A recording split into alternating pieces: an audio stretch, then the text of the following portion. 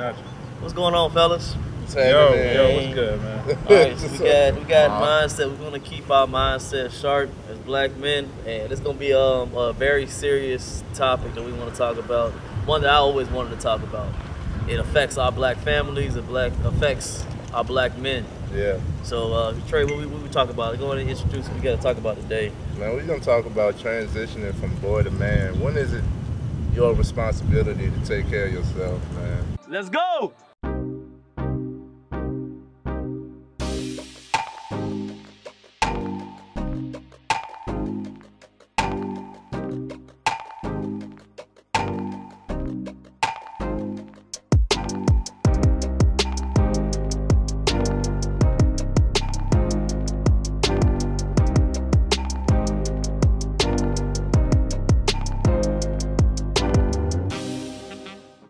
When is it your responsibility to take care of yourself?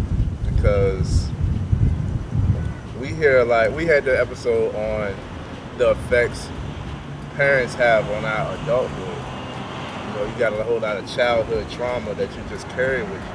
And a lot of us don't acknowledge it. We don't go to therapy. We look at it as a stigma.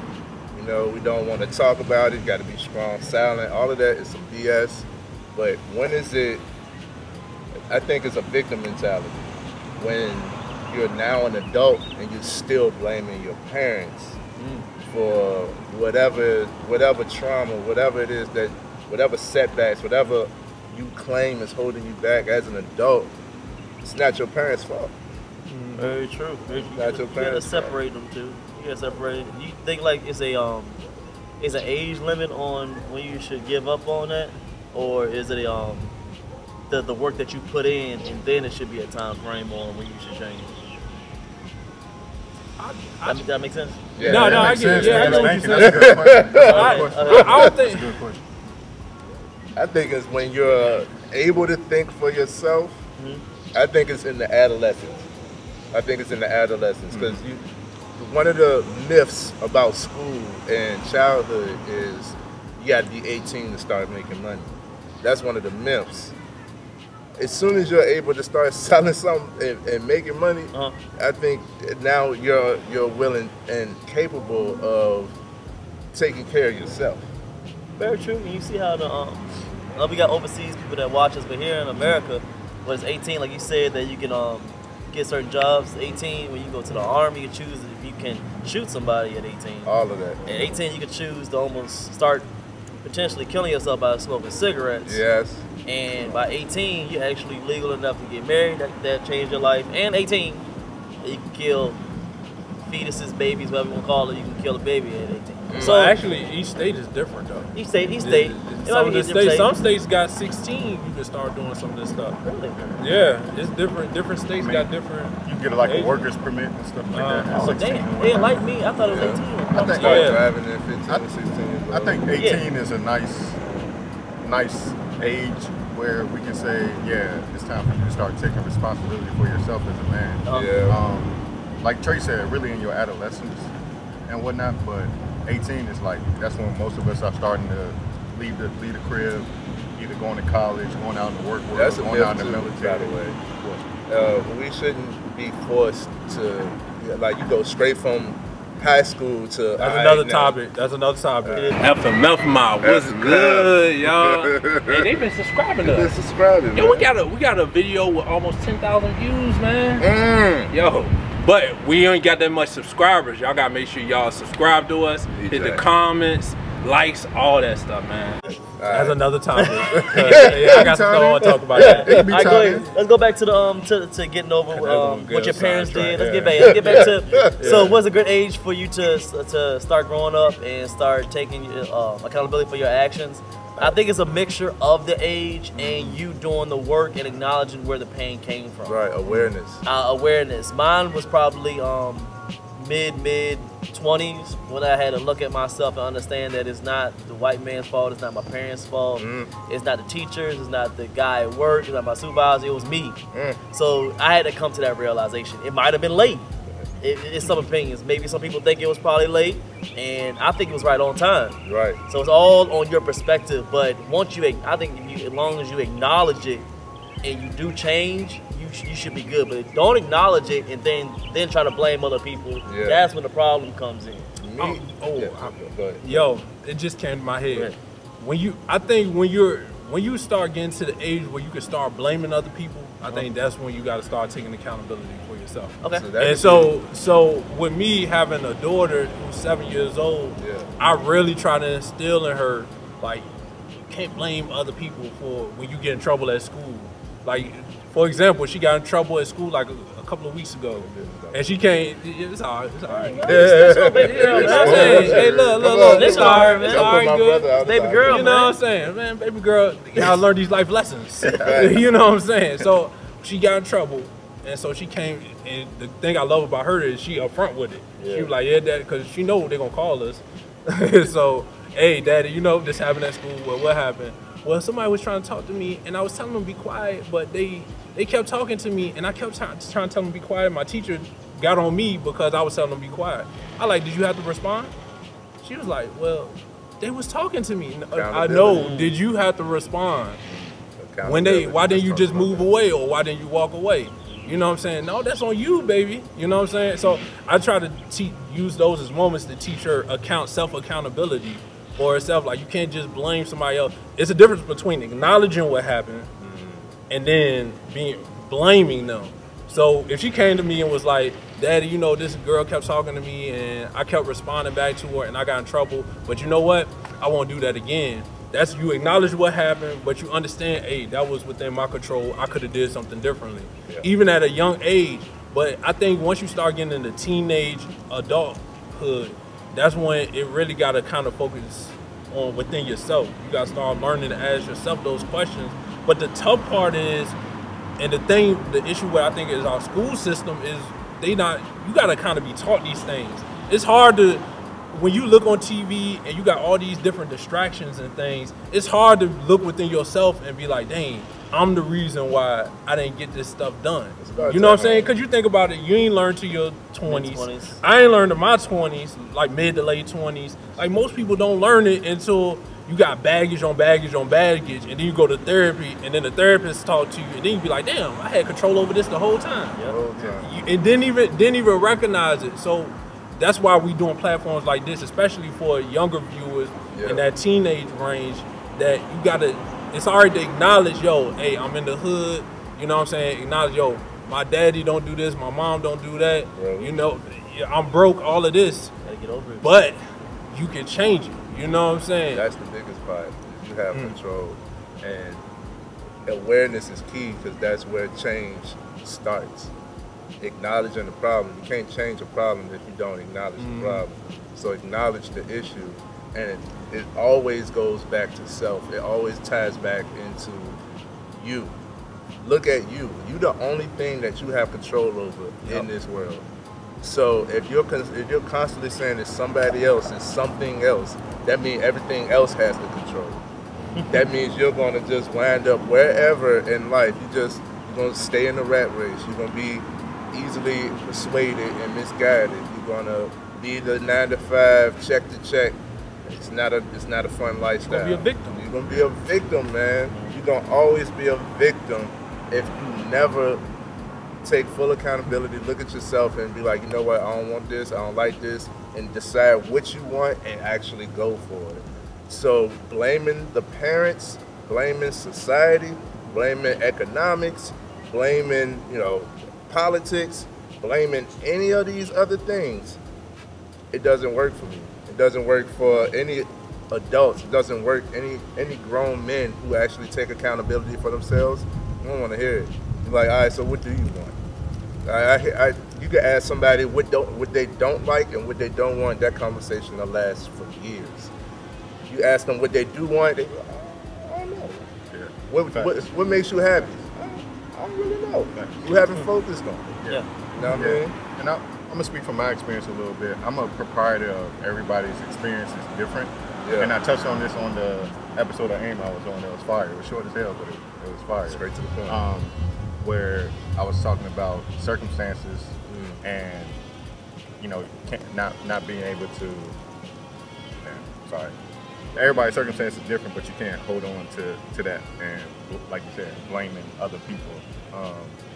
I was young when my parents split. Yep. But, and I'm sure I had some resentment to my father and whatnot, but I never blamed him. I more so sat in the shit I was going through, watching my mom struggle to provide for 3 kids, and you know, that instilled in my head from like 7 years old, like, yo, I gotta get on my shit. Yes. You know, like there are things like relationship with women and learning the value of a dollar that still till this day I'm learning. We still learning. As far as like not blaming my dad for shit, that shit was instilled in me at like 7 years old. Exactly. So, and he went around and I'm doing pretty well. So, yeah. And I'm proud of that. I was the same way. I would say I took more control, or at least acknowledged it, around about 14.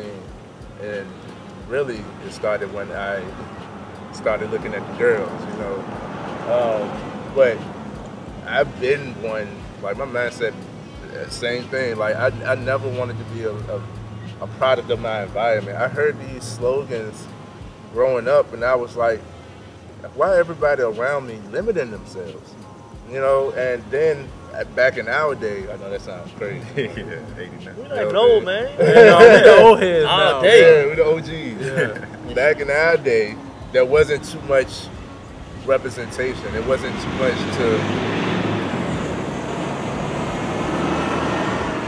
There wasn't too much representation for us. Meaning they wasn't showing the black doctors, the only thing they were showing that was black was the policeman, athlete, entertainer, you know, something of that sort. And then, Bill Cosby? Yeah. No, it was our time. But there still was, that was still, but they were still playing. But it was still a few and far between. Yeah, okay. You know what I mean? Representation does matter. Yeah. You know, everything else was, for me, hood related. Drugs, guns, you know what I'm saying? Music. It's something of that form. Like it was like, all right, so you gonna choose one of these 3 avenues to be a man, and I'm like, what if I want to be a scientist? That ain't cool enough, you know. What if I want to something of that sort? But then with me, I guess it came from a rebelliousness because I had a troubled childhood too with my father, where my biological sperm donor, where I was like, okay, my mother actively tried to put me in this man's life. His sister, my aunt, his mother, my grandma, all of the women was like, spend time with your child. And he willingly declined. He didn't want to be in my life. And I was like, hurt at first. And I remember my experience, I went to go spend the night over at his house. He used me like a puppy, showing me off, look at my little mans, you know what I'm saying, got him some coochie or whatever, and then I was tossed to the side, you know what I mean? Yeah, yeah, bro. It's old niggas. We was bait. I'm gonna go home and get some coochie. I don't want no coochie. I sound like Wilton Court now. He said it sound like Wilton Court. Yeah, she sound like the snake though. If a girl ever text you, say, come and get some coochie, she from the hood. That's some hood. Yeah. I know what you mean. They got some twang on. Oh, they older. Yeah. Got a little twang on Coochie. Damn. All right. Yeah, about that. So, I gotta break it up now. I'm sorry. Keep it in light. Yeah. But that was like my transition moment. And a lot of us have those aha moments where it's like, I don't want to do this no more. You know, and I was, 7 or 8 years old too when that happened. And I was like, why am I trying to be in somebody's life who doesn't want me there? Yeah.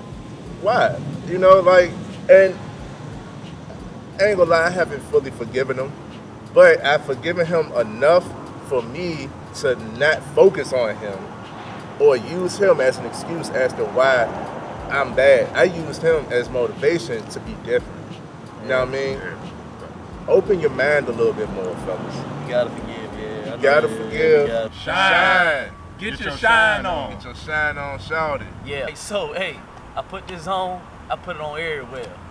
Booty cheeks, kneecaps, underarms. I got the vanilla right here. Usually, hey, I got the lavender one. Cause it helped me sleep good. Cause I be sleeping like this, and I can smell it off my hands. I'm trying to tell you, feeling good. Y'all better rock with this. Right. It's that vanilla. Yeah. Listen, man, we ain't being ashy no more. Hygiene. Yeah. Hygiene is important. You need to get your shine. It's hydrating. It's light. It lasts all day. You don't got to use a lot, and it's good from face to foot.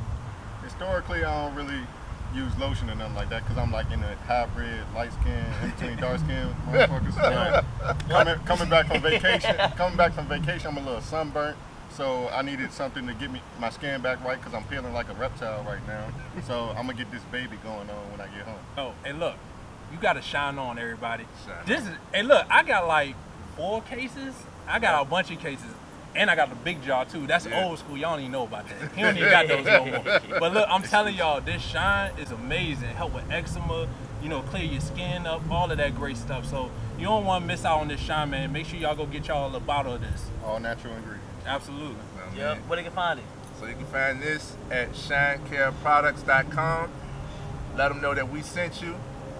Use the code FMF20, get you a discount. Got to. You gotta forgive and move forward. Because if you don't forgive, you'll always be stuck. Facts. And that brings that victim mentality. You gotta forgive people who oftentimes don't ask for it, who don't deserve it. But forgiveness is for you. It's not for them. It's for you to stay light so that you can keep moving. Otherwise, you're carrying your weight, and that's gonna hold you down and keep you stuck. You don't need that. Get rid of that by forgiving somebody. And it takes a process. It takes some time. Understand your feelings might get hurt. It's an emotional thing. But you got to get rid of that emotional baggage in order to carry on. That's it. It's tearing America apart because you're rare, and that's why I really rock with you, because you went through your situation and you forgave and you wanted to make better for yourself. You don't want to end up while that anger didn't take over you. And sometimes that anger is taking over our black men. Half of them are in jail and they're killing, and they're not doing it really because they're just necessarily bad men. Right. But when we're growing in a society with so many single women, you don't have the dad, and they get so angry. Because I was angry, even though I had partial of it. I was angry. And I felt angry. That was just a little bit of the anger. I can imagine the anger that you probably had. I probably, no telling where I would have been right now. So I felt that little bit of anger when I felt it, and I can see why you can't control your emotion and you ended up in jail. You may be on drugs, but you can't control it. So big ups on you on not going that way. But if you see a young man going through this and they don't know how to process what happened to them, as far as if their dad wasn't there, their mom wasn't there, and something really happened as a kid, what's some words that that you can really give to them to try to get them through this? Because there has to be somebody watching it that's like, man, I ain't forgiving that shit. I don't care, and I can't do better because of that. What could you try to give them some advice on that? I love that. I love that question. Me personally, I like to get the one-on-one because I like to be able to give the specific advice to the situation. Everybody's situation is different. Everybody's upbringing is different. Even though there's a lot of similarities, there's still something different that hits you. But in a general aspect is, where do you want to be? What do you want for you? What do you want for you? Because as long as it's everybody else's fault, as long as you hold on to your hurt, then you'll never be fully happy. You'll never be free. We talk about freedom, man.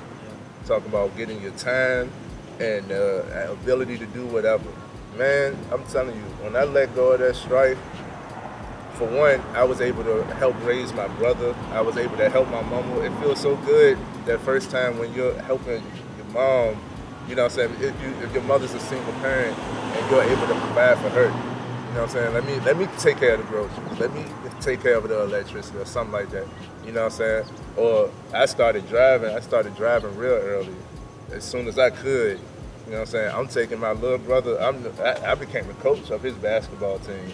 You know what I mean? I'm taking him. I got the responsibilities. Take that weight off of your back. And when I did that, now she's less angry. Now she's more calm. Now there's more dinners being made because she got more time. You know, stuff like that. When you take control, guys, that's what I want to tell you is take control. Acknowledge that you can. A lot of the youth, and I say youth because it's a mentality, because there's a lot of grown youth. It's like you're in your mid-20s, 30s. It's people who's 40 plus years old who's still mad. Get over it. You know what I'm saying? But you gotta move past man. You got eventually, man. You know what I mean? And I look at those people. I try to talk to a single 45 and up person who hasn't experienced what they want to out of life. And they'll give you all of the reasons why they couldn't go to the beach. They couldn't, you know what I'm saying, get a different house.